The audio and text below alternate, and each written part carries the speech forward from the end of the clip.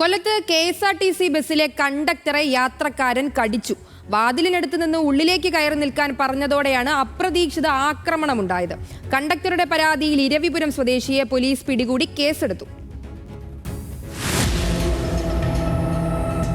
കഴിഞ്ഞ ദിവസം രാത്രിയാണ് കൊല്ലത്ത് KSRTC കണ്ടക്ടർക്ക് യാത്രക്കാരനിൽ നിന്ന് അപ്രതീക്ഷിതമായ ആക്രമണം നേരിടേണ്ടി വന്നത്.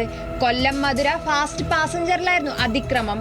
വാതിൽപ്പടിയിൽ നിന്ന് കയറി നിൽക്കാൻ ആവശ്യപ്പെട്ടതോടെയാണ് ഇരവിപുരം സ്വദേശി കണ്ടക്ടറുടെ മുഖത്ത് കടിച്ചത്.